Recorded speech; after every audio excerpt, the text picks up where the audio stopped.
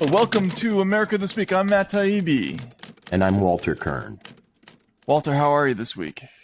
I'm great. I'm in Las Vegas. It's a clear day. It's the big Las Vegas weekend because of the basketball tournament. Yeah. What basketball tournament? Well, wait a second. Am I wrong? Is it not yet the NBA? I mean the. Is it the final, like the NCAA's? Boy, if I'm March wrong Madness? on that, we're gonna be in the drink. But No. It probably is March Madness. I've just been like normally my whole life is organized around the sports calendar, but the last 3 weeks have been disrupted. The last 3 months have disrupted that flow so much. Like this is normally like the biggest week of the year for me because it's NFL free agency. I see. Yeah, and I usually spend the entire week doing nothing but scrolling Twitter to see who the Patriots have signed. Right. And, speculating and like worrying about it and watching highlight videos of, obscure 58th men on the roster, that kind of thing. Right. But I actually have a job now, so I'm estranged from the sports calendar. So, Right. But it's well, going the on in sports Vegas. calendar runs Las Vegas. Oh, yeah. Right. I place bets maybe once a year, and I only do them if my son recommends them. So I'll be calling him up and getting some tips on the basketball world and trying to make a little extra cash. Nice. Yeah, Nice. I'm about $70 up on my slot machine play on this recent trip to Las Vegas. I spend a little time here in the winter, so the gods are with me, man. You can buy like a Zagnut with that, right? Like how much does a candy bar cost at a casino these days? Well, I don't know what it costs at a casino, but even in a gas station, it's a couple bucks. Once candy bars broke the dollar, the $1 line, I realized I was in a new world and was headed for the grave because I just can't imagine paying more. But casinos are like airports, able to charge almost anything depending on, what the market will bear. And right now, with the tournament, you get $1,000 hotels that were $50 hotels, hotel rooms. So I don't go outside during this time. Well, why would you? It's Las Vegas, right? The heat, it's unbearable. But I like Vegas. I used to go for the NBA Summer League. I've covered that a couple times in Vegas, which is a great event to go to. Highly recommend it. Especially if you get a press pass. Yeah. Living in Las Vegas is weird because the events that, govern our lives and are sort of big premier events in the rest of the country always have a Las Vegas angle. And even politics has a Las Vegas angle. As soon as the presidential election season starts getting going, you're going to see speeches here constantly because, I don't know if they come here to get bags of cash or whatever, but I have never been in a city where as many politicians show up as regularly as they do here. I'm not sure why, but it probably isn't good. I always imagine that there is some scene going on at every election season where Eighth Rothstein is like holding Mitt Romney's hand on the table and like with the hammer, like you can either support, socialized medicine or give up your healthcare plan or walk out of here with a hand, that kind of thing. Right. And it's Harry Reid or whoever it is. I don't know. Like Vegas does. Harry Reid is now the official namesake of the airport in Las Vegas. It used to be called McCarran Airport, and now it's Harry Reid Airport. I love that. I love that. So they replace the name of one infamously corrupt senator with another infamously corrupt senator, right? Because McCarran was the inspiration of the senator in The Godfather, right? I think I thought it was Paul Lax. It may have been McCarran. For some reason, I thought it might have been Laxalt. Yeah, Senator, my offer to you is this: nothing. Yeah, that whole scene. Well, I think that there's a nostalgia for the days when politics were so sort of salty and down to earth that Las Vegas, deal making affected them. Now that Davos deal making seems to be the driving force in politics, little Las Vegas has, lost some of its clout, I think. I mean, I can't even imagine what kind of fun people have at Davos. I mean, I get they're all billionaires. They must be doing something fun. They must have great drugs and probably, whatever sex they're into, they're having it. But I don't know. Well, it doesn't seem like a fun scene to me. At the last one, I remember there being some news about the escort world and Davos. The problem with Davos is that you can't park a yacht next to the meeting like you can, at the Cannes Film Festival or something. And not being able to park yachts nearby limits the amount of vice you can engage in. Right. Right. Yeah. Well, you can park pretty soon they'll have like a floating sort of Godzilla style spaceship that they'll all be traveling in. Well, you can probably take your Gulfstream 4 up over Swiss airspace and fly around in circles while you cavort with, whoever you choose to cavort with. Wasn't that the kind of the plan with the Epstein Express or whatever it was? Like the Lolita Express? Yeah, Lolita Express. Yeah. Anyway, let's get down to it. You just released a new Twitter Files thread on Twitter, and its subject was something called the Virality Project from my favorite university now, Stanford University, which seems to have fully folded itself into the batter of the censorship state, and created a product that you inspected rather carefully, that allowed them to do what exactly? So this is a direct consequence of, about a month ago when I started to see that there was in the Twitter Files this problem of there being too many of these state-sponsored think tanks that are doing disinformation work for me to keep track of.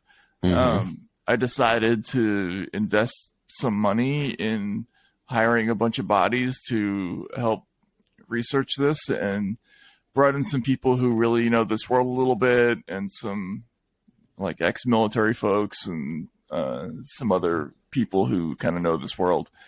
And so they went through a lot of this material, and right before, like literally an hour probably before the we had to submit our statements for the hearing last week, one of these researchers found this node of emails involving Stanford's Virality Project. And the essence of them was there were two big stories embedded in this email chain. One of them was that Stanford, with the backing of a number of partners and some government agencies, had created a cross-platform single digital ticketing system that was processing censorship requests for all of them: Facebook, Google, TikTok, YouTube, Pinterest, Medium, Twitter, which is, significant enough, right? You would think that would be an antitrust issue, like some other stuff in there. And then the second thing is they specifically outlined from the very beginning that true stories that promote hesitancy were something they defined officially as standard misinformation on your platform. And so this thread that we did is basically we went through every instance of what we could find of them defining true things as disinformation or misinformation or malinformation. And the takeaway that you come from this is that they really, this is an innovation. It's a new evolution of the disinformation process, away from trying to figure out what's true and what's not, and just going directly to political narrative. So I noticed in the thread that the virality people who were now targeting vaccine hesitancy and so-called COVID misinformation also pointed out that this enterprise was an extension of what they'd done with the election. Yes. They had done. Mm-hmm. They were using a tool that had been perfected during the 2020 election, and training this canon on the COVID subject. Yeah. So in the summer of 2020, Stanford created the Election Integrity Partnership. And there's a video of its director, this guy, Alex Stamos, who came from Facebook, saying that CISA, the DHS agency, would like to do election monitoring, but, is limited legally. So Stanford is going to step in and, quote, fill the gap for CISA. And so Stanford has no hesitation in doing what is illegal for the government to do. Basically, yes. And they openly describe themselves with the EIP. They openly describe themselves as partners of CISA.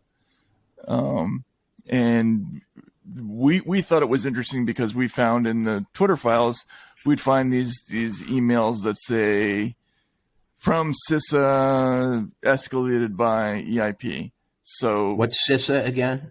It's the Cybersecurity and Infrastructure Security Agency. They use security twice in the same name, but it's the subdivision of the Department of Homeland Security, which is now responsible for disinformation. This is where the Ministry of Truth is going to be born, probably, and. Right. They tried to create the Disinformation Governance Board. Remember with that crazy woman, Nina Jankowicz, the Mary Poppins person? Yeah. Hasn't she recently been panhandling on social media for legal fee help? Yeah. Exactly. So the thing that she was going to be in charge of, which was the sort of universal government effort at combating disinformation, which they've now officially termed critical infrastructure, the information landscape. Right. So us talking to each other is the equivalent of like power lines and interstate highways now. Okay. Exactly. Depending on what we talk about, but especially if we talk about elections or whatever. So she was going to be in charge of that. And this thing, the Virality Project, I'm pretty sure was the dry run for that thing, the Disinformation Governance Board, because they, at the conclusion of their work, on April 26, 2022, they recommended that DHS create a center of excellence that would do what they do. And the next day, the DHS Secretary Mayorkas announced that they had just created a Disinformation Governance Board with Nina Jankowicz at the head of it. But this idea of having a universal single digital processing ticketing system that touches all the networks, including the alternative ones like Getter and Parler, et cetera, takes in all the content. And the scary thing from the point of view of, a free speech purist here, there's a lot of scary things, but like you could say something and get banned for it on one platform, and now all the other platforms know about that, and so you'll be your history will be fed into this big computer. It's kind of like the credit score system. It reminds me of Scientology, the suppressive person. Suppressive person. The person who is disloyal and or heretical within a cult. Yeah. And so they approached Twitter in early 2021 about signing on to this thing. They give them an onboarding packet. They have to log into this thing called Jira, which they have internally. They have their own Jira system inside Twitter, which is just a program that helps you decide how to, what content to ban. But now they have a big Jira. It's like a global Jira. And they start sending out reports about themes that they want to address. Mm-hmm. And I'm not a big COVID person. I never got spun up about this issue. I got the shot. I didn't really spend a lot of time worrying about it, except from the speech angle. Mm-hmm. But reading through these stories for the first time really gave me serious pause about a lot of these stories, and made me wonder if I had been very seriously misinformed, because they made a conscious effort to suppress true stories of people who'd had vaccine injury, vaccine side effects, who died after vaccines, celebrity deaths after vaccines. There was a school closure in upstate New York where a bunch of teachers got sick after getting the vaccine, and they wanted to suppress that story. Did those teachers allegedly get sick from the vaccine, or they just got sick from COVID, showing that the vaccine wasn't effective? No, they got sick right after they took the vaccine. Okay. No, again, you can't prove causality in these situations, and that's one of the difficulties about a lot of these things. But you had these stories where people would drop dead an hour after they get the vaccine, or they get myocarditis or thrombocytopenia or whatever that is. And so this group took these true stories, and it was never alleged that they were made up.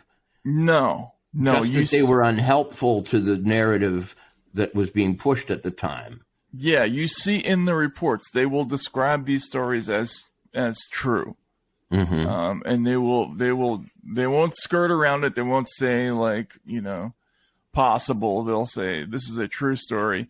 For instance, there was a leak of what they call the cyber attack. Some hacker got hold of some documents in Europe showing that the rollout of the AstraZeneca vaccine had been accompanied with serious side effects and blood clots. And they characterized that as a cyber attack, and they admit that it's a true story, but they framed it as a disinformation event because the wrong people were retweeting it. And this is a key concept that they keep coming back to, which is they're not looking at truth versus untruth. They're looking at the political consequence of the story. And one of the first ways that they figure out whether a thing is on narrative or off narrative is who's retweeting the story. If RFK Jr. is retweeting the story, and they had this incredible, terrifying phrase to describe well-known offenders like RFK Jr. They said I should read this because this is so scary. For some reason, nobody else thought this was as bad as I did. But here it is. The known repeat offenders. False or misleading posts from the accounts of well-known repeat offenders such as Robert F. Kennedy. This is a large volume of content that is almost always reportable. So So what they're saying is basically anything that Robert F. Kennedy says is almost always going to be reportable. They're working backwards from who the person is to decide whether or not that's a good story. In another instance, but it's entirely circular too, because the reason Robert Kennedy is a distrusted person is because he has said other things in the past that have offended them, and so it's not as though he has a record or criminal record or has been proven to be a liar in some fashion. It's only because he's spoken inconvenient or unapproved truths in the past. In other words, what makes you an offender and thus then a repeat offender is that you pissed them off or strayed from the narrative in the past. So it's not proceeding from any basic criticism or critique of Robert Kennedy as a person. No, and these aren't health experts that are making these decisions. These are disinformation experts who aren't expert in anything except this. And this right. is the science of algorithmically detecting off narrative content. So there's right. another. Go ahead. So in other words, just to review this little bit we've traveled already, misinformation, disinformation, whatever you want to call it, can be true stuff that comes from the wrong people. Mm-hmm. It can be true stuff that is unhelpful to the project we're trying to advance. And it can be true stuff that comes too early too. I mean, we haven't gotten to that yet. But... Oh God, yeah, that's another thing.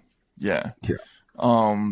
They are the word I use in this is they are the extravagantly wrong. These folks, they are continually mistaken about all kinds of things. But I wanted to read first this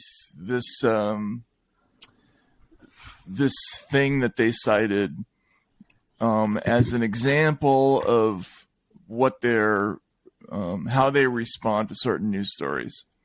Mm-hmm. So there's a disinformation event in their weekly bulletin, and it says, after CDC changes its methodology for counting COVID-19 cases among vaccinated people, anti-vaccine activists push vaccine efficacy concerns. Then there's a little bullet point.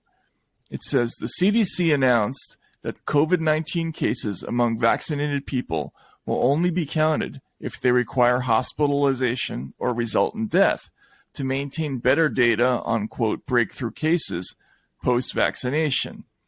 Now, this is in the period when they were still didn't know that breakthrough cases were incredibly common and that the vaccine wasn't terribly effective in preventing transmission.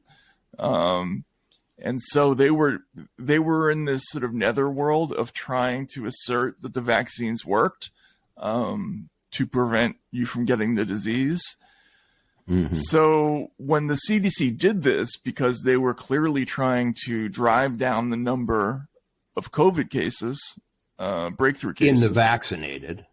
Among the vaccinated. So yeah. They only did this change for vaccinated people. Right. Right. Naturally, it says, the top 10 posts on this from a Medical Freedom Instagram account received 7,000 likes. The Children's Health Defense also published an article, and it was subsequently tweeted by anti-vaccine activist Robert F. Kennedy Jr. Another popular YouTube video from anti-vaccine activist What's-Her-Face has been viewed over 60,000 times. Takeaway. The decision to be restrictive in counting breakthrough cases is seen as hypocrisy and, among some communities, suggestive of a cover-up. So, which it is, but you could read that a couple of ways, as this is a subtle way of telling this, people that the CDC maybe shouldn't have done that, but that's not the guidance that they're giving to these platforms. The platforms are good. The guidance that they're getting is, this isn't so good for the CDC. It's encouraging hesitancy. Right. It's empowering Robert F. Kennedy. It's making us look like hypocrites. And they're using words like hypocrisy that we don't like. Well, so, Matt, I'm unwilling to be quite so charitable. What it sounds like to me is they're catching us. They're catching on. They're noticing that we aren't giving them the full story, and noticing is going to be censored now. Noticing that you are being misled, noticing that you aren't being given total information on the situation is now itself becoming a second order sin. In other words, if the first order sin is reporting true stuff that we don't want, the second order sin is starting to talk about the fact that the truth is being suppressed. Right. Yeah, exactly. Yeah. If you have any doubts, and if you show interest in stories that might raise your doubts, then this is a disinformation event. And why are they worried about this? Because they're not focused on true versus untrue. They are intensely focused on the question of authority and obedience. Yes. So there is an amazing report by one of the partners of the Virality Project, which is this company, Graphica. And Graphica is a DoD funded, DARPA partnered organization run by a guy named Ben Nimmo, who used to be a NATO press secretary. Mm-hmm. And they ran a piece called Fohi, that joke that people were making, Fouxi, about Anthony Fauci. Yeah. Yes. And it's called Fohi Undermining Authoritative Health Sources. The June 1st release of thousands of Dr. Anthony Fauci's emails gave the public a glimpse into the challenges experienced by U.S. government officials in the early days of the pandemic. Some allege that they revealed deep ties to the Chinese government, dishonesty in public communications about the lab leak theory of the virus, and otherwise nefarious intentions for prolonging the pandemic and lying to the public. Now, this was bad, they said, because it undermined authority, not because, that could be the only reason it's bad, because if you believe in the truth, it's good. Right. And this is what they go on to say. They say this tactic is not incidental. For years, incentivized influencers have repeatedly undermined and delegitimized authoritative health sources, public health institutions, and health experts. This continual process of seeding doubt and uncertainty in authoritative voices leads to a society that finds it too challenging to identify what's true or false. I can barely sit in my seat when I hear that. Sorry, Matt. So for them, the breakdown of trust comes not from the fact that we've got official Defense Department sponsored and Stanford University led truth suppression algorithms out there. It's because people are finding things out that are counter to the narratives that are being given them by the government. In other words, here is a defense of authority as such, the importance of authority as such. The long tradition of challenging power and speaking truth to power is now in itself a danger to the USA. Right. Because Power must be trusted. Power must be trusted because the people cannot sort stuff out unless they have a strong respect for authority and they're guided by authoritative voices. Absent that, we have chaos. But these people who are working in these places know firsthand that the people can't sort things out because the people aren't allowed to sort things out because we are not allowing them. So their concern over people coming to rational conclusions about reality are completely made up. Their very jobs depend on preventing people from doing that. Who are these robots and why do they have such consensus? Do you ever see memos saying, hey, man, the fact that we're suppressing news about real vaccine injuries is probably not helping the matter out there in TV land either. Well, exactly. And, in the last month or so, I've had a few calls from people who worked in this world who have left after having exchanges with some of the people named in these stories where, they would say things like, are we really sure that we're experts in this stuff? Like what gives us the expertise to talk about all these issues and such a variety of them? And, having that not go over well, I heard another story about somebody who was from a former communist country who was in the room for some of these meetings and who raised the question that, hey, having a centralized arbiter of what's true and what's not, I've been there. They're like, that's not a good idea. And having them just sort of gloss over that little moment in the meeting. So there are some dissenting voices, but they're not speaking. That's the problem. And so you get these amazing things. And then you were just talking about the paradox of these people saying that, we can't trust authority when we're not allowing you to trust authority.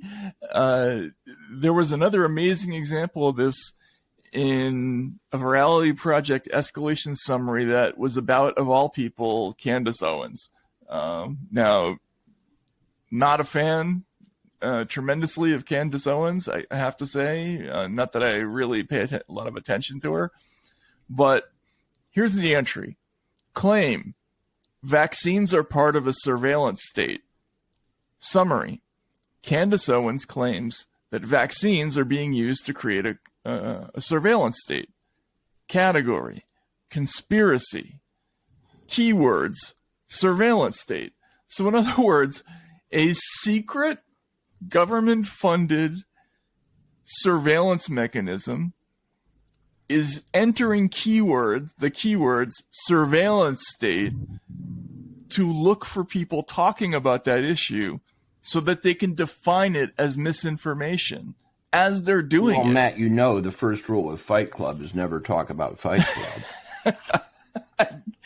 I guess so, but still, this whole idea that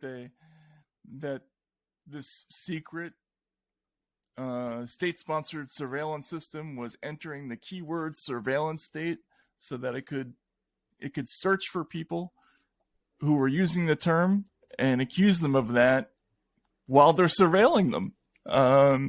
I thought that was incredibly twisted. And again, this is so far outside the purview of disinformation, misinformation, like calling something a surveillance state or not. That's an opinion. As Lebowski would say, that's just your opinion, man. Since when can't we do that? Well, I don't know how much of an opinion it is, Matt, when there's actually a surveillance state in place.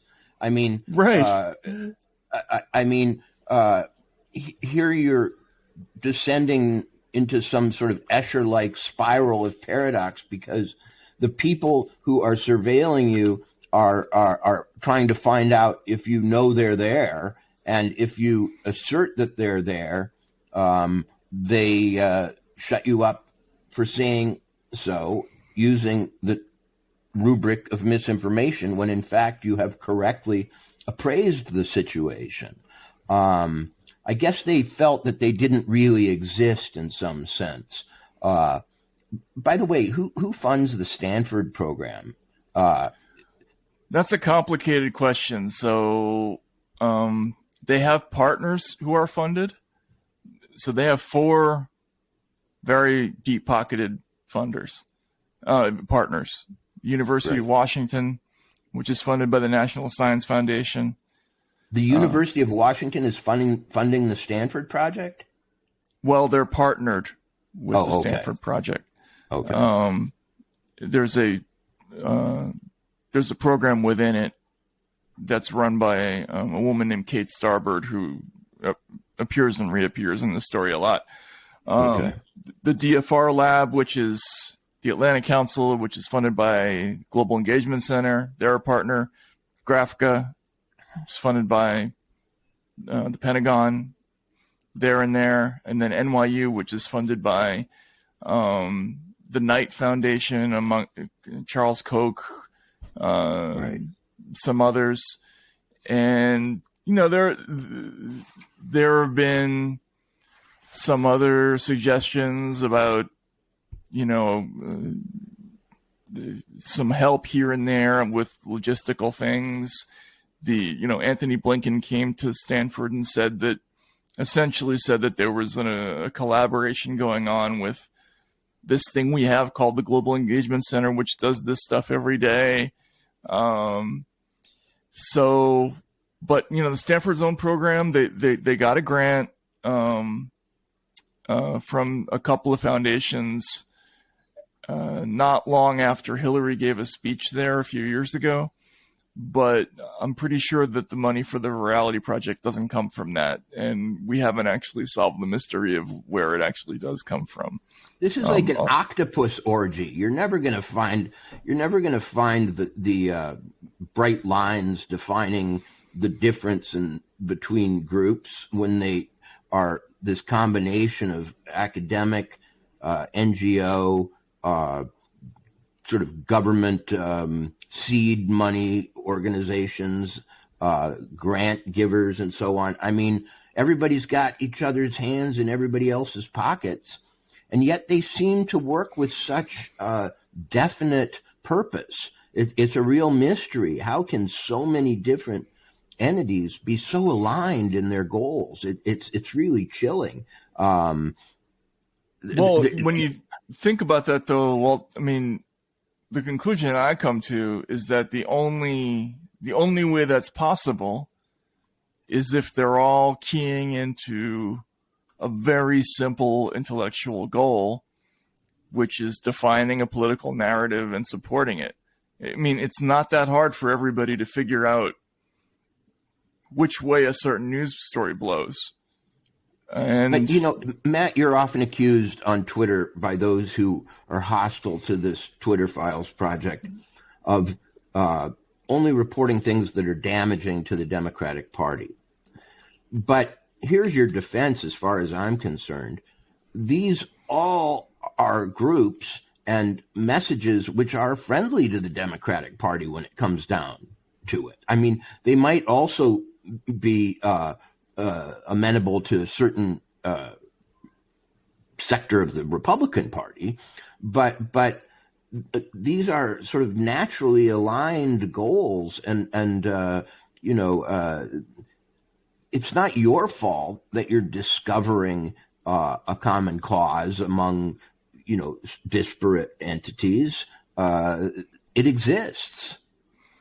Yeah, and I also think it's an accident that in America, the focus of this thing happens to be aimed in one direction, but overseas you see it in another direction. I mean, one of the other crazy things that we found was I actually found this about a month ago, but I forgot to put it in. But there was a report from the Global Engagement Center about Russian-linked accounts in Italy, basically, and And so they sent Twitter this report that listed a whole bunch of accounts that they suspected of Russian-linked COVID misinformation. And there's one account that they identify that says, while this account posts legitimate and accurate COVID-19 updates and news stories, it also posts content that attacks Italian politicians, the EU, and the United States. So there, it's like right out in the open. It's like this person is saying something true, but they're opposing, Fortress America. But then you look down at that same page, and you see that they have listed the former prime minister of Italy, and the current secretary of the Italian Democratic Party, who's been like compared to Corbyn and Bernie Sanders, as a highly connective Russia-linked account. So in some other country, they're going after, people we would think of as being on the left. Right, right. But it's just here that it happens to be. They keep using the word right wing to talk about people who are interested in these vaccine stories, and I also don't think that's accurate. The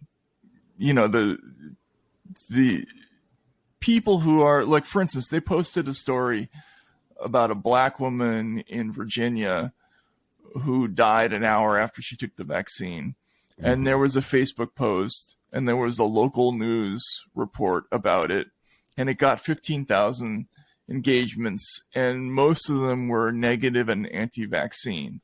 And so they reported this as a disinformation event. Now, I don't know. Who's disinforming people? The local news channel? It's the anti-vaccine sentiment on the story about the dead person that they're troubled by. So once again, it's not that the story is in error or untrue. It's that people that the official narrative controllers don't like are latching on to it. So any story maybe could evolve into a story that needs suppression if the wrong people catch on to it. Right.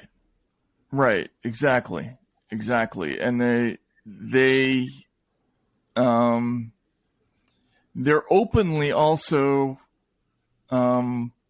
indifferent to whether or not a change in the factual situation,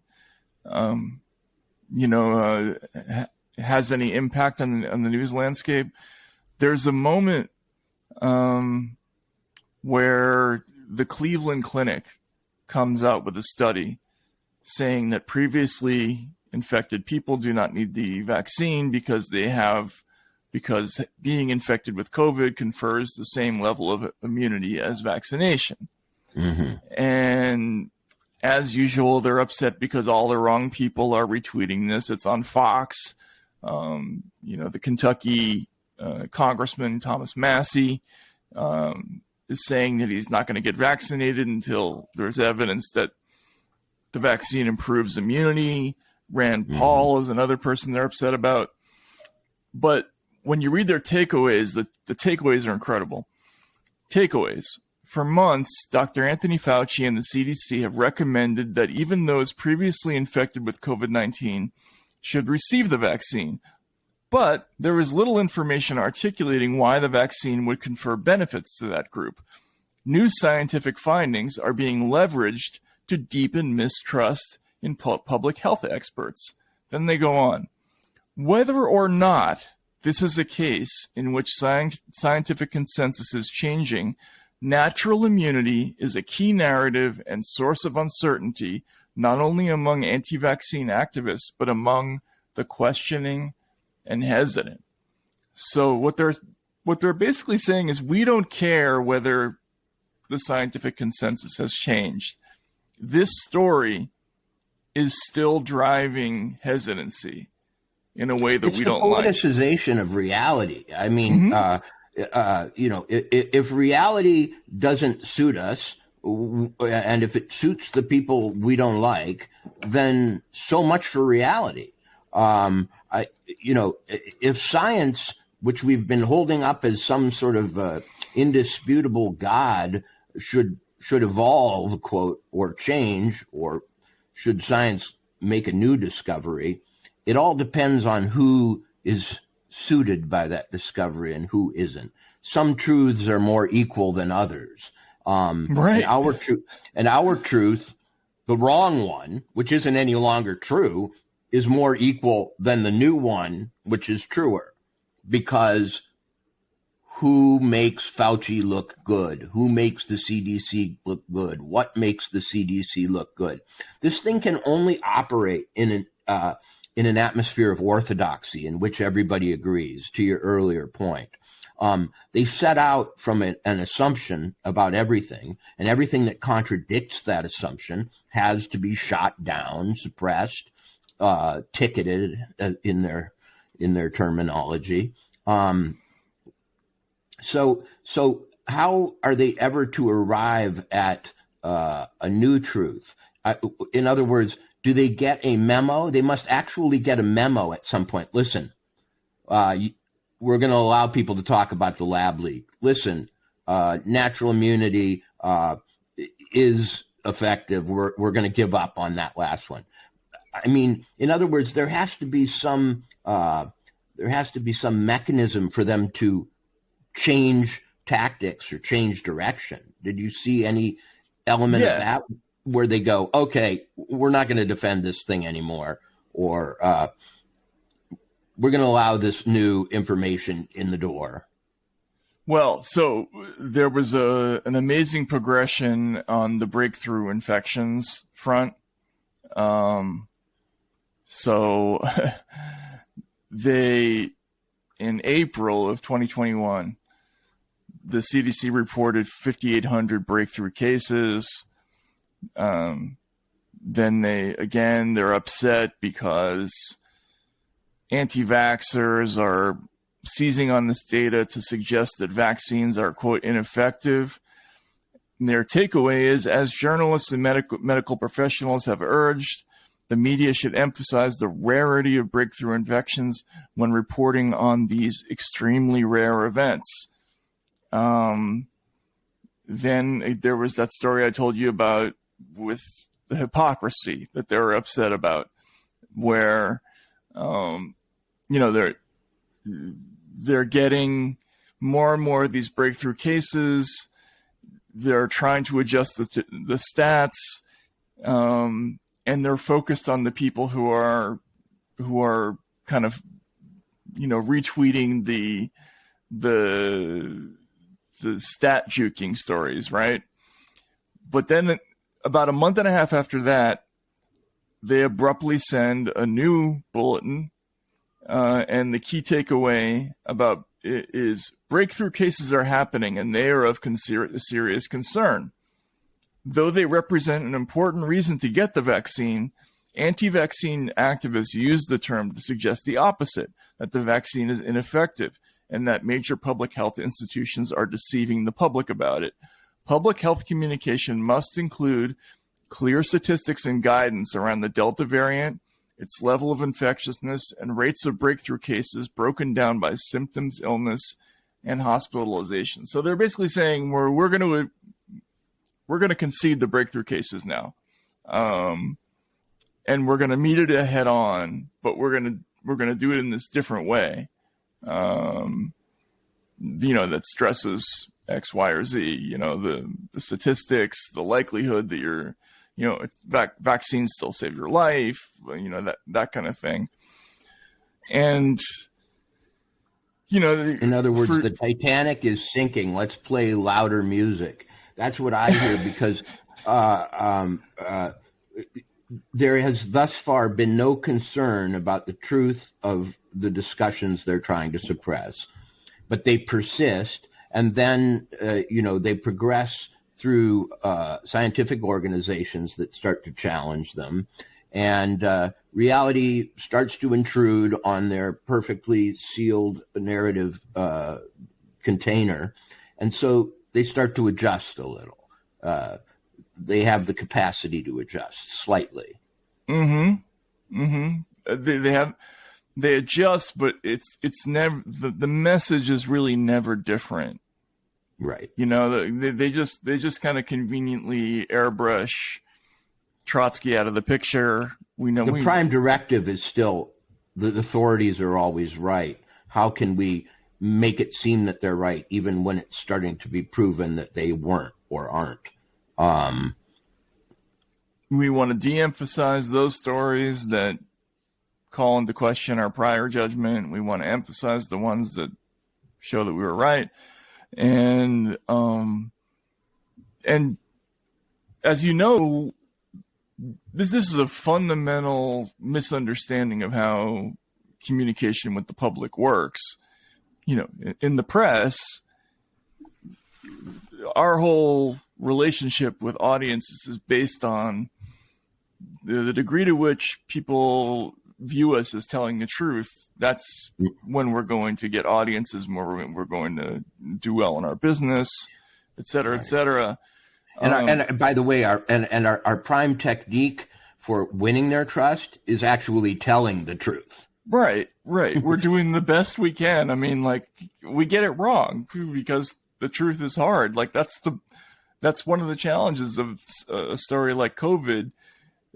Extremely difficult story, highly technical. You're going to get a million opinions from a million different people who are going to call themselves experts.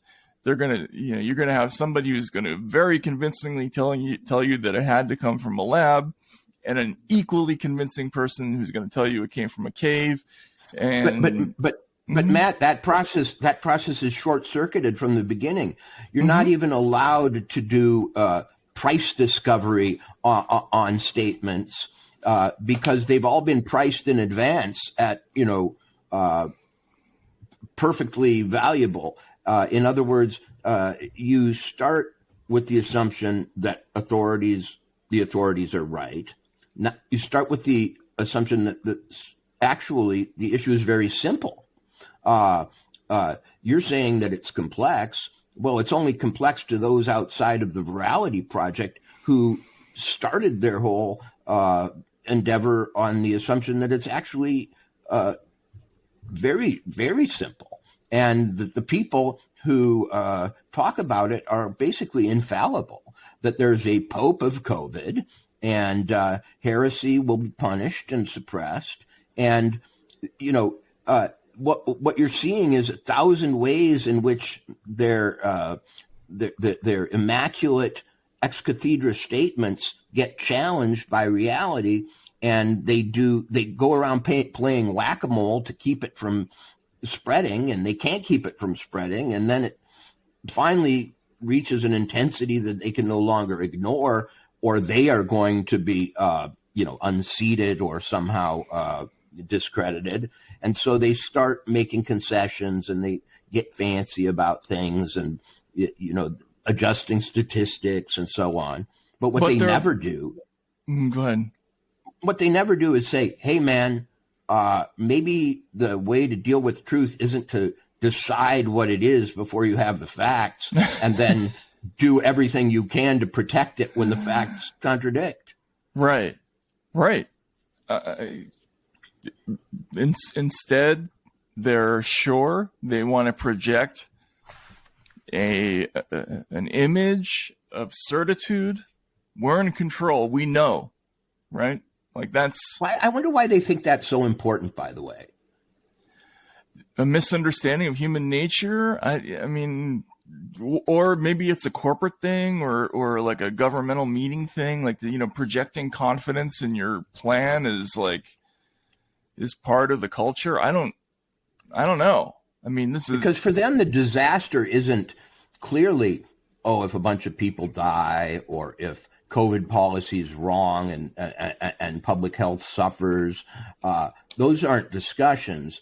The discussion seems to be only, will authority be compromised? And so underneath that is a premise that authority is almost more important than anything else that goes on in the world. Because outside their bubble, we have to remember there was a world. They may not remember it, but we do. And people were running around trying to make health decisions. Do I get vaccinated? Do I get my kid vaccinated? Do I get my baby vaccinated? I'm sick, but I got vaccinated. Should I be concerned? Why do I keep getting sick even though I did something to stop it? And so on. And everybody's trying to make decisions for their families, just be a normal person.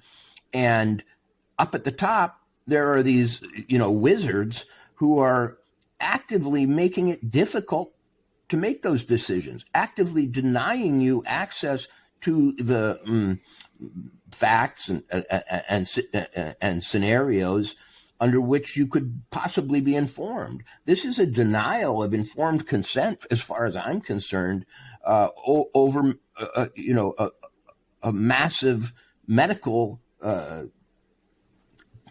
emergency. Mm-hmm.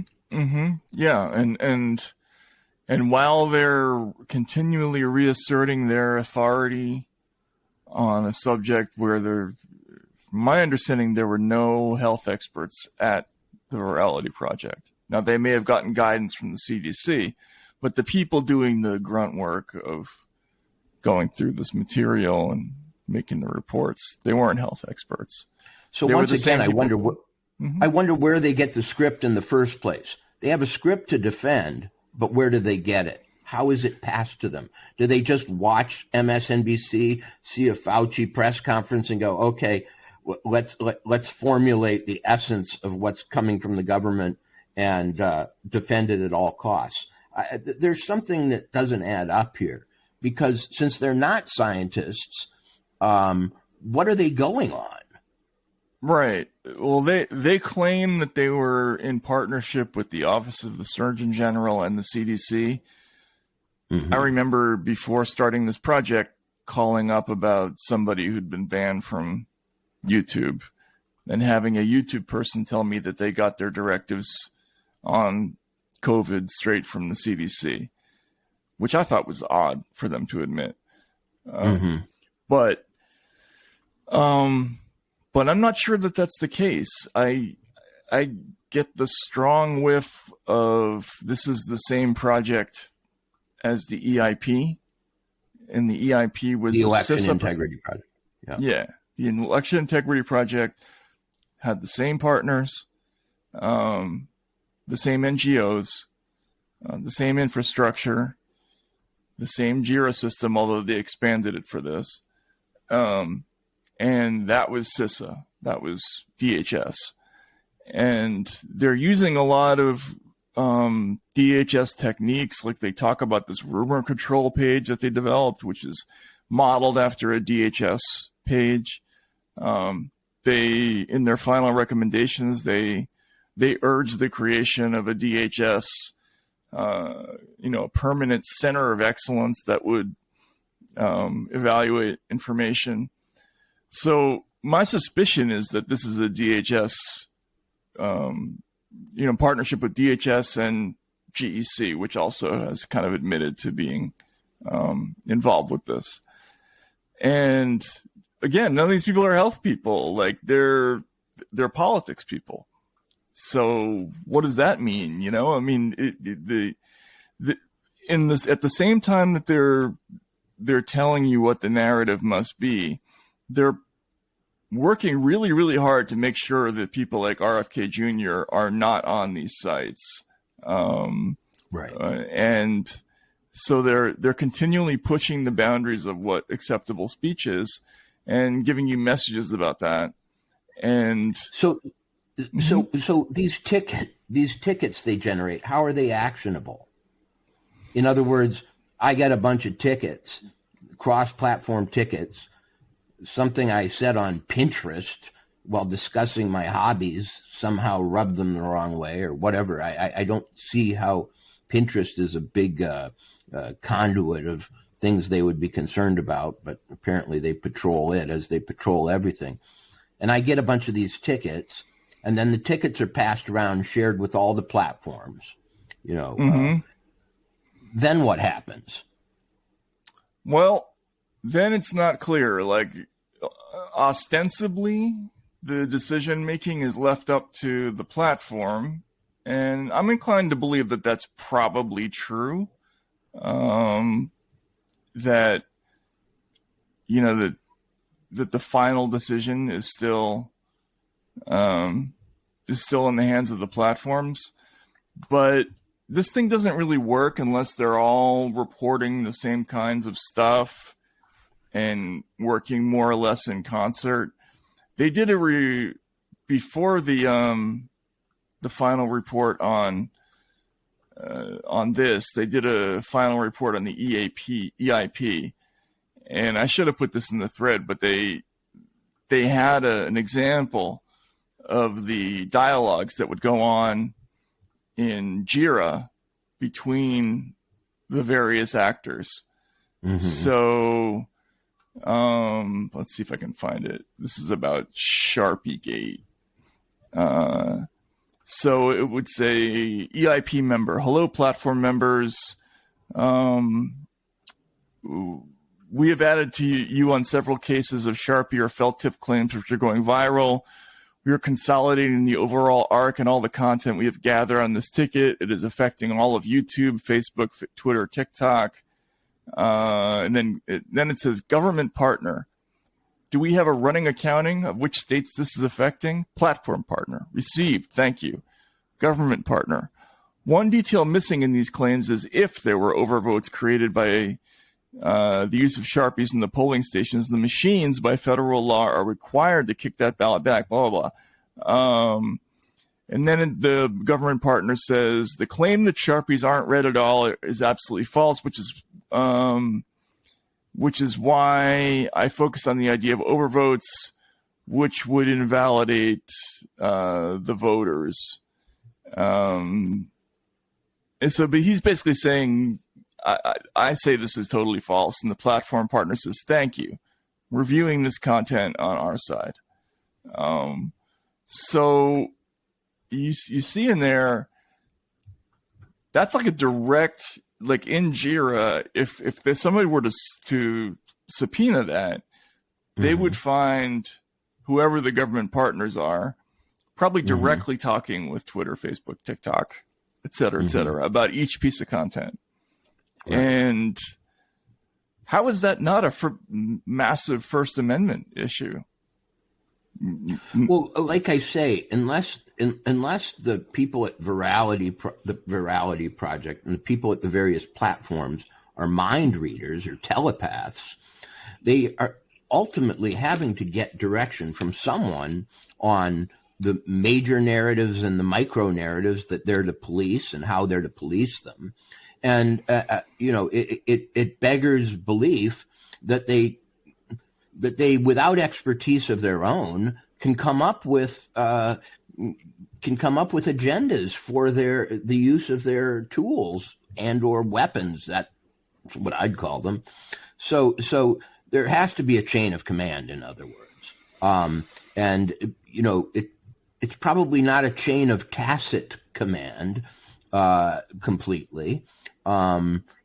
Because they operate with such confidence that if they were just guessing what the people up top wanted, I think that they would end up being nervous or anxious about their actions. Are we doing it right? Are we displeasing the powers that be? Or did we screw up? But they act with a confidence that suggests that they know what they're to do. And they must have found out somehow. And again, not to put too fine a point on this, but these people are all kind of from the same world. I mean, Renee DiResta has a past involving GEC, DARPA. She was introduced at a conference as having worked for the CIA. And who is she again? She's the head of the Virality Project. Right. She was also the head of New Knowledge, the group that did the analysis of the Russian bot accounts for the Senate Select Intelligence Committee. So she's kind of like the Zelig of disinformation. Can I be an asshole and say they should have called it no knowledge? But so you're saying there's a pipeline from the defense industry, the intelligence community, to the academic world. So it's perfectly possible. And Matt, you don't speculate. That's one of the things that gives you such integrity and, bulletproof credentials. But I do. I can imagine that someone who comes from the defense world or the intelligence community probably still talks to people there. Mm-hmm. And, whether there are formal directions given or not, society works in a way that birds of a feather figure it out pretty quickly. Yeah, I mean, just to take an example, the current head of CISA, Jen Easterly, she's a former sort of assistant head of counterterrorism at the National Security Council. So she was like the chief liaison for counterterrorism issues for President Obama back in the day, and was one of the founding members, one of the original organizers of GEC. So a lot of these folks have the same background as counterterrorism type people.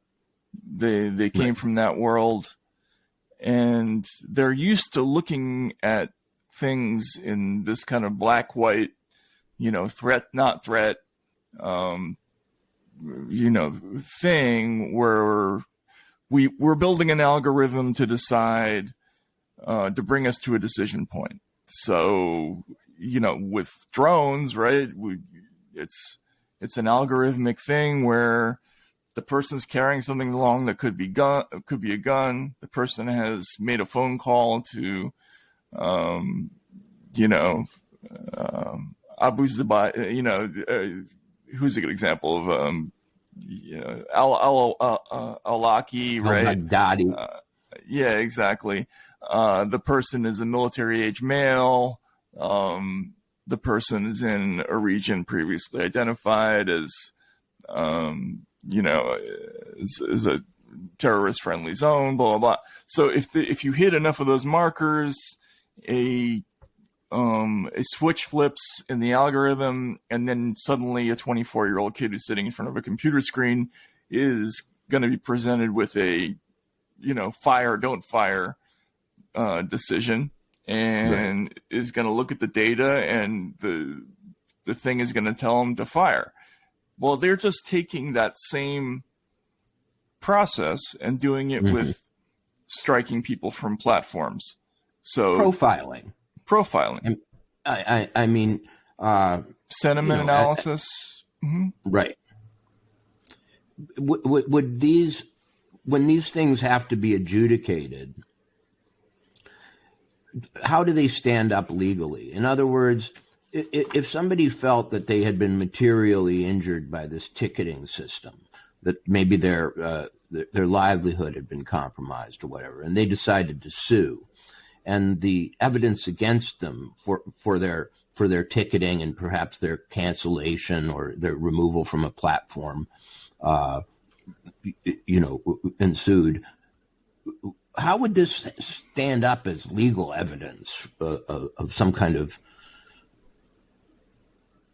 I mean, I've talked to a couple of lawyers, and look, there are a bunch of cases in the hopper already. That's one of the reasons why the Twitter files are useful now, but probably will be behind the times shortly, because depositions in cases like Louisiana v. Biden, the Missouri Attorney General's case, Robert Kennedy is suing some of these people.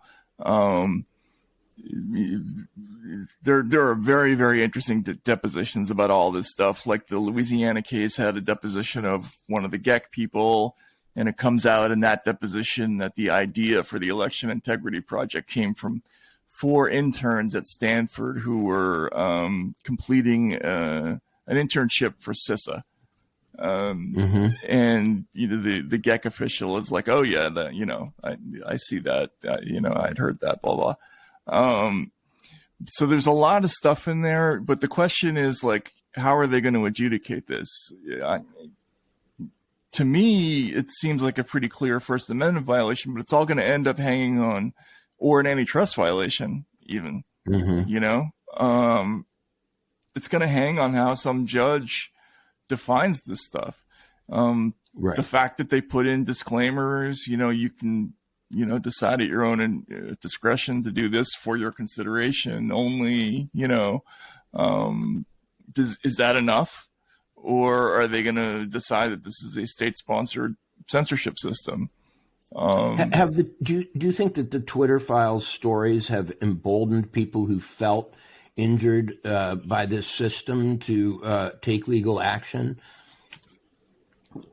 I don't know that for a fact, but I would guess that's the case. I mean, I've heard from people who've said the Twitter files really helped me because before I thought I was crazy and I wasn't sure whether I was imagining X, Y, or Z, and now I know that I wasn't.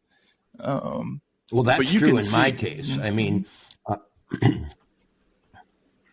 but so it could be possible that what has been exposed has caused people to see a future in a legal case against these places.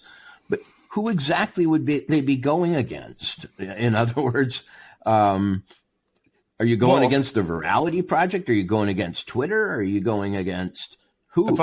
If I had subpoena power, I'd be going after the Virality Project. I mean, that's what I would want to see. Give me all your documents on the billions of social media posts that you folks bragged about discussing, because they did. They talked about how, we right. examined over 1 billion pieces of content. And let's see all that stuff. Let's see every one of those pages where there's government actors talking with Twitter or Facebook or TikTok or whatever. Have you found any evidence of anxiety inside these projects about the legal implications of what they're doing? Was that a discussion that you at least have gotten wise to? The only time we've seen that in writing was during the first day when Trump, they were discussing getting rid of Trump from Twitter. There was one lone person at Twitter who kind of stood up and said, aren't we on a slippery slope to creating a system of, that might be irreversible in terms of, concentrated corporate power or fascism? I forget how they termed it. And that was almost a question. That was almost a question of principle. It wasn't people going, "Hey, we might get sued for this stuff we're doing." Oh yeah, well, I haven't. Well, yes, there was a conference in 2020 that we found where some people were talking about what the legal ramifications of asking people to take down things that violated their terms of service were. But I haven't seen it, a freaked out letter by a lawyer internally, which is what you would kind of expect one of those. It seems a lawyer who's leaving. They're operating on an assumption of sort of lack of consequences that's notable. I mean, the dog that doesn't bark here is, here are these people intervening in all kinds of new ways who aren't really fearful about any punishment or perhaps pushback from any powers that they're afraid of. I mean, it's one thing to think that Donald Trump, in some ways one of the most powerful people in the country, might push back, but they seem to me like people are dealing with Lilliputians of whom they have no fear whatsoever. The way they were talking about Robert Kennedy didn't suggest they thought he could do a damn thing. No. And yeah, I guess the sense you get reading these documents is that they're not afraid at all of anybody finding out what they're doing or, worrying about it or giving them a hard time about it. I sent questions to these people asking, did you ask any regulator before you went ahead and did this, multi-agency thing? and none of them answered. So my guess is that they just didn't bother because they thought it was never going to come up. But I think it is going to come up. They thought they were never going to be discovered. There's an air of impunity about all this. I mean, Matt, as someone who has channeled and delivered the Twitter files to the world, do you ever sit back in a reflective moment and think, what if this had never come out? What if there were no Twitter files? Where would things be now? Is there any evidence that these virality projects and like endeavors have been slowed at all or interrupted in their progress by your reporting? No, because the DHS board, even though they shelved the disinformation governance board that was led by Nina Jankowicz, they went ahead and they created another thing that has a name that's so long. It's a subcommittee that I can never remember. It's got like 9 names in it. It's like the something cybersecurity subcommittee that has a whole bunch of members sitting on it and does effectively the same thing. The template for what they did with the EIP and the Virality Project is there to be scaled up for the next election. I think that's going to start up again soon. And if they haven't already done it, and this is going to become, I think, a permanent project of somebody. And the question is, are they going to admit it openly? Are they going to give it a name? Are they going to make it FOIA-able? Or is it going to live in the shadows like this thing did? They didn't tell us about this. That's the part that freaks me. We weren't supposed to know. Yeah. And it was supposed to be the perfect crime in a sense, because any discussion of the crime would be known by the criminals and suppressed. In other words, surveillance plus censorship means you can hide the fact, you think you can hide the fact that you're doing censorship and surveillance at all. Which seems to be a goal of theirs, actually, because they tagged the word surveillance. So, they were both the perpetrators and the cover-uppers. But it doesn't seem that anyone has been particularly chastened or slowed down by the discovery of their actions. No, they're just angrier about it. They see it as, I'm sure they see me and Elon Musk and the Twitter files in the same light that they see Robert Kennedy and the Children's Defense Fund and any other group that is counter-narrative. They're agents, We've gone in a very short time from Twitter denying the fact that there's even such a thing as shadow banning, to discovering that there are, in fact, multi-million-dollar organizations, manifold organizations connected to the U.S. government, connected to major university, connected to major foundations, connected to things like the Atlantic Council, all of which not only have the brief of engineering and modulating public discussion, but have actually been doing it for a long time. That not only have they been doing it, they've been doing it in the name of misinformation, they say, a statement on their part which is itself misinformation because they've actually been suppressing truth too.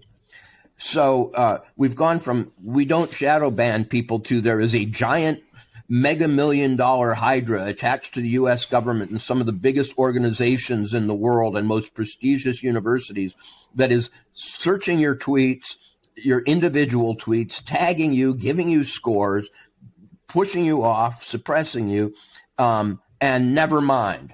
At each level of escalating knowledge of this operation, there has been denial, and then there has been sort of undeniable evidence, at which point they say, yes, but here's the reason we had to do it. And now we're at a point where, I'm sure you've exposed a lot of it, probably not all of it. I can only assume that you, not being perfect, or Zeus, haven't been able to get the entire shape of the thing into your reporting.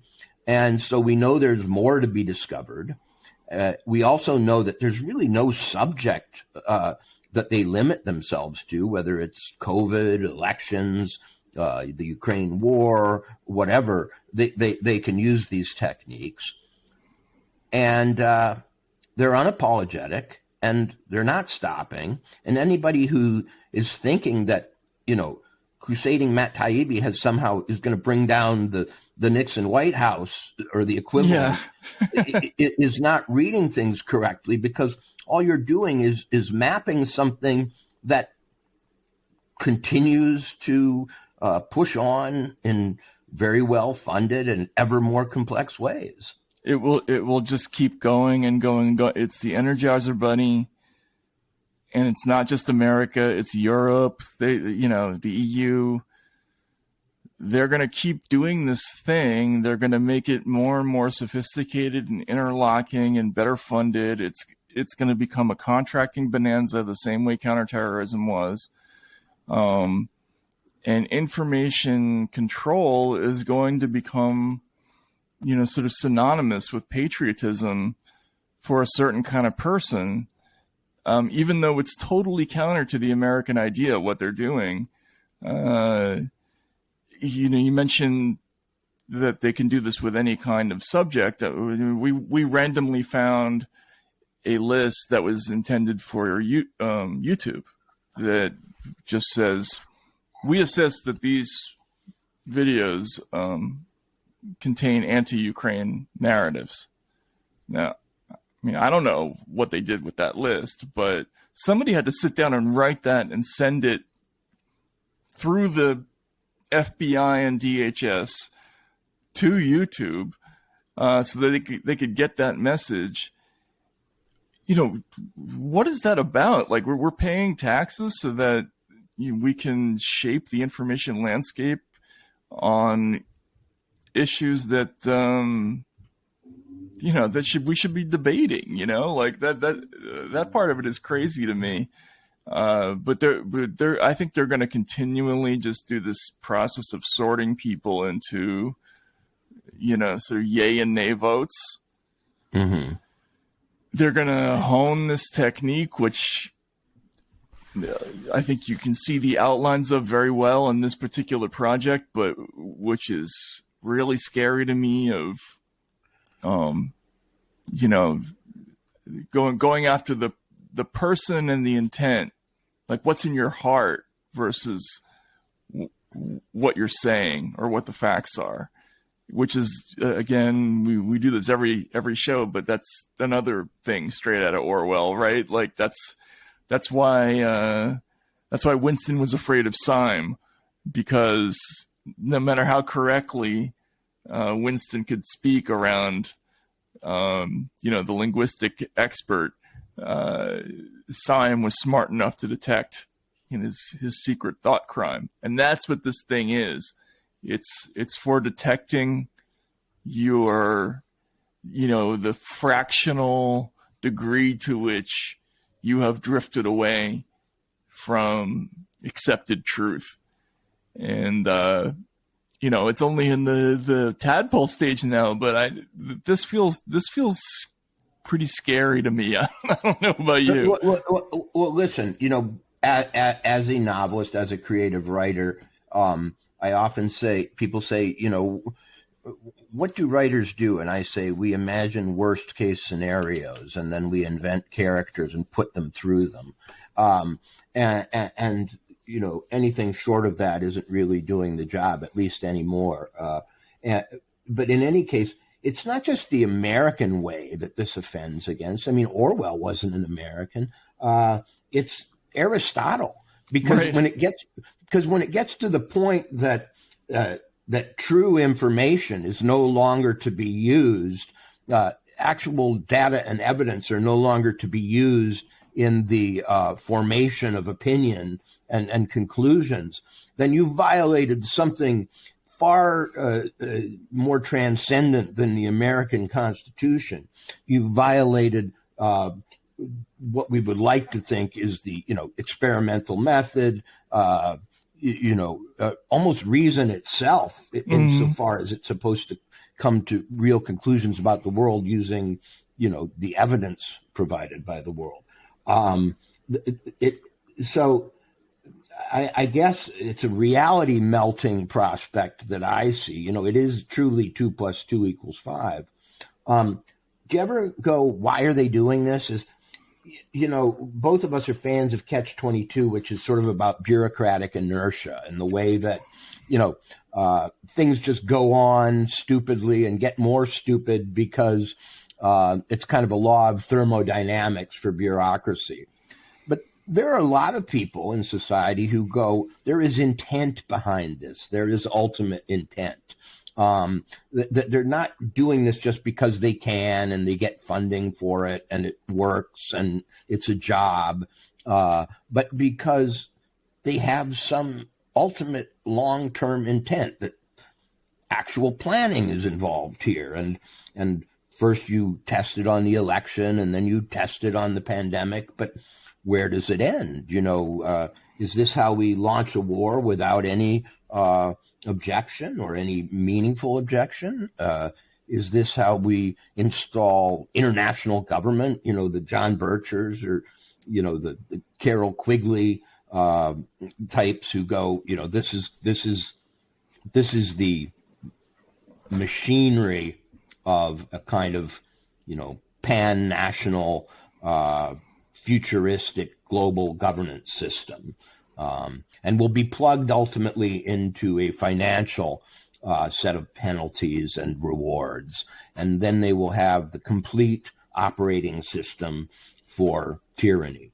I mean, does your mind ever go that way? I know you're a fact-based guy and you don't wade in those waters because it's really speculative. But does it ever go through your mind that not just in the wrong hands could this thing be dangerous, but it's dangerous as such because it's going to allow greater and greater lies to be defended, propounded, and empowered?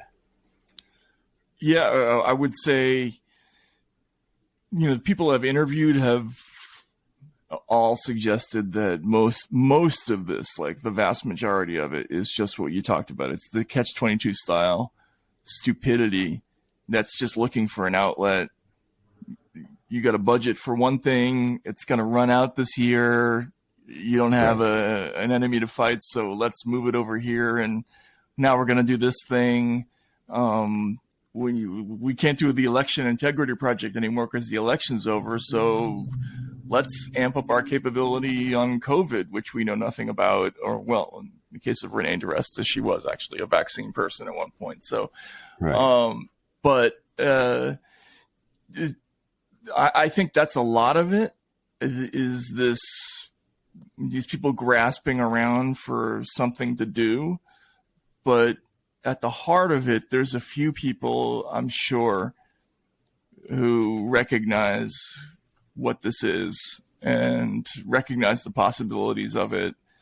I'm sure there are people at places like DARPA who have thought this through and understand what it could lead to. And that would be a great story to get to. Like, what do they really think about this? Yeah, to make a long story short, Walter, I think there's a few people who know who might have a cunning plan, as Baldrick, would have put it in Blackadder. But right now, it's just this confluence of stupidity that is generating its own momentum this way organically, just because it benefits people in power. So of course it's going to do this. Surely the people in power are smart enough to know when they've got a good thing going, and to see that, hey man, look this thing that may have developed on itself, this blob that may have formed for very specific reasons at one point and then grown just out of inertia, is now kind of a friendly monster that we can use for all kinds of things. And, let's just start thinking long term about how we can use this thing for some of our larger goals. I mean, however it may have developed, it is, and however it might have been funded and sort of gone from stupid to stupid, it's now a thing, and it's a thing that can be used. Often weapon systems are developed by accident or through an incremental process, but then they exist and you see their capabilities and you've got to go, hey, man, I want to get this thing on my side and maybe I can do some things with it that I couldn't do before. Yeah, and I think that's the significance of Alex Stamos. He's the head of he was the head of the EIP, the Election Integrity Partnership, saying, before we talk too much about foreign, before we talked about an 80-20 breakdown, 80% foreign, 20% domestic, that needs to be flipped. He said that before they started the Virality Project. So I think that they've basically taken the counterterrorism machinery, they've turned it inside, and they're realizing that this is a way to do basically color revolutions in America endlessly. Though we're at the end of our program, I think it should be noted that even though we haven't discussed it, there is a financial crisis or a banking crisis going on in the U.S. and the world. And I'm already seeing stories about how somehow this run on the first bank, Silicon Valley Bank, was fomented by people on Twitter. Mm. And I'm already seeing stories about how the untrammeled conversation about finance and banking health and so on is somehow a threat to banking health. Mm-hmm. So they're moving the cannons in another direction still. First elections, then pandemic, and now the financial crisis that we find ourselves maybe in the beginning of. Yeah, the last thing I'll say about that is, you think back at 2008 when the world was melting down. What did Wall Street lobby to do? They all the big banks lobbied to get special permission to turn off the ability of short sellers to short their stocks, because they didn't want to create the public perception that there was flight from their stocks or people were betting against them. That's the kind of speech, but now they want to do it more deliberate, like directly. They want to get right into the discussion boards, and prevent people from starting a verbal run on banks. And there are people who will say that's very good logic, except for the fact that the banks probably should fail. They're probably insolvent. So they're messing with reality. Yeah, the disinformation machine. What can't it do? And who can't it protect ultimately? It can protect a political party. It can protect a pharmaceutical establishment, and now it can protect a financial establishment. And there might come a day when me saying, hey, X bank of mine sucks. Something weird is going on there, and I'm getting my money out. Well, no, you can't say that. We have had formal blame placed on Twitter conversations for a bank run that actually started far before people were talking on Twitter about it, and started in other forums. But I saw a CNN story that I think I shared with you that basically said we have had the first, quote, Twitter fed bank run, which just really wasn't true in terms of when funds went out and so on. But they've become expert at selling those kinds of narratives, right? There's another one in these Virality Project stories about how the World Freedom Rally was organized on Telegram. So obviously it's Telegram's fault. We can't have a system, an unsearchable system out there that allows people to organize big rallies. That's a problem. Well, we can't have, I think I joked on Twitter that the motto for this whole industry, this new industry, is, shoot the messenger and they're all messengers. So we'll see how it works out. We've at least, and you have at least exposed something, but whether anything's going to be done about it is unclear at this stage. Yeah, and the people who there are people in my group who spent all week digging through this stuff, and I'm very grateful to them. But it would be great if we could learn just a little bit more about this stuff, because I think that there is a segment of the American population that would at least register a negative vote about this kind of thing. I don't know if there was a candidate. I don't know what I'm saying, but I'm trying to be. Not everybody likes this hydra-headed monster of disinformation policing that is stopping you from talking about your finances, your health, and who you're going to vote for. Yeah, not everybody's for that, I guess. Yeah, that seems like it would not do well at the polls. So I would love. I think we should learn more about that. But anyway, we'll see what happens next week. Assuming we have a financial system next week. I will see you again next week. Okay, Walter. see you then, Matt.